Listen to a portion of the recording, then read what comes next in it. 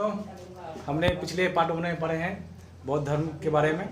उसमें महात्माओं से संबंधित, जीवन से संबंधित बारे में पढ़ चुके हैं। उनके बारे में जीवन का परिचय हम लोग देख चुके हैं। अब हम लोग उनके से संबंधित उनके मृत्यु के पश्चात जो प्रमुख बौद्ध समितियाँ हुई थी उसके बारे में पढ़ेंगे। उसके बाद उनके प्रतीक चिन्ह के बारे में पढ़ेंगे और उससे संबंधित जो है वो ऑनलाइन सवाल पढ़ेंगे जो कि 12 परीक्षाएँ में पूछी जा रही है। तो दोस्तों, आज स्टार्ट कर रहे हैं बौद्ध धर्म के पार्ट 2 और बौद्ध संगीति की प्रमुख सभाएं से शुरू कर रहे हैं। तो दोस्तों, प्रथम बौद्ध संगीति जो हुई थी 483 ईसा पूर्व में हुई थी और वो स्थान राजगिरी था। और उस समय जो अध्यक्ष थे महाकश्यप थे और जो राजगिरी के राजा थे वो थे अजातशत्रु थे। द्वितीय बौद्ध संगीति, प्रथम बौद्ध संगीति के 100 वर्ष बाद द्वितीय बौद्ध संगीति संपन्न हुई 383 ईसा पूर्व में।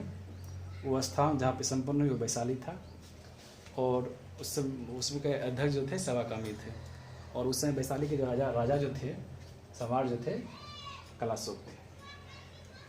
तृतीय बौद्ध संगीति 255 ईसा पूर्व पाटलिपुत्रा में हुई और उस समय अध्यक्ष जो थे मौलिक हुए और पाटलिपुत्रा के राजा जो थे सम्राट अशोक थे।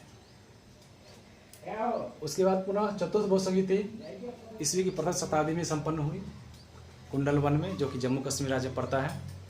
और अध्यक्ष जो थे वसुमित्र या अशुघोष और उस समय जो थे राजा जो थे कनिष्क थे। तो दोस्तों, हमने आज देखा 4 प्रमुख बौद्ध संगीतियाँ। अब हम लोग देखते हैं जो हम लोग बौद्ध ग्रंथ के बारे में विशेष जानकारी मिलती है वो उसको कहते हैं त्रिपिटक। पिटक का मतलब होता है टोकरी। ये त्रिपिटक 3 है। पहला विनय पिटक, दूसरा स्तुत पिटक और तीसरा अभिधम पिटक। विनय पिटक में कहा गया है मठ के निवासियों के लिए अनुशासन संबंधी नियम बनाए गए थे। जो विनय पिटक था उसमें मठ के निवासियों के लिए अनुशासन संबंधित नियम बनाए गए थे। उसके बाद स्तुत पिटक में बुद्ध के धार्मिक विचार एवं उद्देश्यों का संग्रह है। स्तुत पिटक जो है उसमें बुद्ध के धार्मिक विचार और उपदेशों का संग्रह है। उसके बाद था अभिधम पिटक।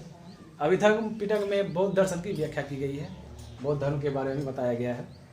तो इस तरह से हम गया त्रिपिटक समाप्त होता है। उसके बाद प्रमुख बौद्ध धर्म मानने वाले जो कुछ राजा थे उनमें प्रमुख थे बिम्बिसार, प्रसेनजी, उदयन और सम्राट अशोक थे। सम्राट अशोक जो थे बौद्ध धर्म के प्रचार प्रसार के लिए अपनी पुत्री सौमित्रा और पुत्र राहुल को श्रीलंका भेजा था। वो हमारे बौद्ध धर्म को अंतर्राष्ट्रीय धर्म बनाए। उनके समय में बौद्ध धर्म के बारे में बहुत ही ज़्यादा प्रचार प्रसार हुआ। महात्मा बुद्ध के मुख्य शिष्य थे आनंद और उपाली। प्रथम मतलब महिला पुरुष शिष्य हुए आनंद और महिला शिष्य हो गई उपाली। उनमें प्रथम महिला शिष्य प्रजापति गौतमी। बुद्ध धर्म के त्रिरत्न जो थे बुद्ध, धम्म और संघ।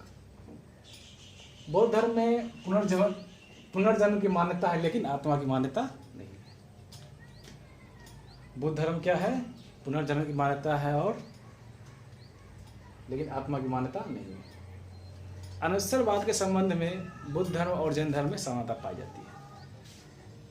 आइए दोस्तों, अब देखते हैं बौद्ध धर्म के प्रमुख प्रतीक चिन्ह। जब माता उसका जन्म हुआ था तो उनको कमल एवं साठ प्रतीक चिन्ह दिया गया। जब वो 29 वर्ष की अवस्था में गृह त्याग किए तो उसको घोड़ा प्रतीक चिन्ह दिया गया। जब उन्हें पीपल वृक्ष के नीचे 6 वर्षों कठिन तपस्या के पश्चात फल्गु नदी के किनारे ज्ञान की प्राप्ति हुई तो उसे पीपल या बोधि वृक्ष बोल सकते हैं प्रतीक चिन्ह। उसके बाद निर्वाण, चुनु द्वारा भोजन के पश्चात इनको निर्वाण प्राप्त हुआ और उनके निर्वाण को पद चिन्ह कहा गया। मृत्यु के पश्चात जब उनके शरीर के अवशेष को 8 भागों में बांटकर उसमें 8 स्तूप का निर्माण कराया गया तो उनके मृत्यु का स्तूप प्रतीक चिन्ह कहा गया। बौद्ध धर्म से कुछ प्रमुख बिंदुएं हैं।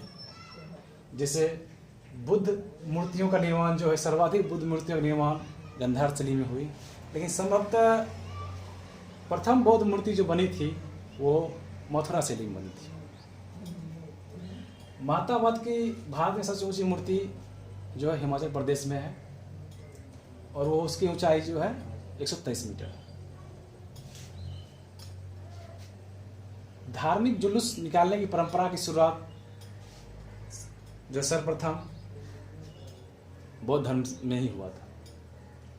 बौद्ध धर्म का पवित्र त्यौहार बुद्ध पूर्णिमा या वैशाख पूर्णिमा है। तो दोस्तों, हमने देखा बौद्ध धर्म में संबंधित पार्ट 2, और जो शेष बचे हुए हैं उसको हम पार्ट 3 में बताएंगे। जय हिंद दोस्तों।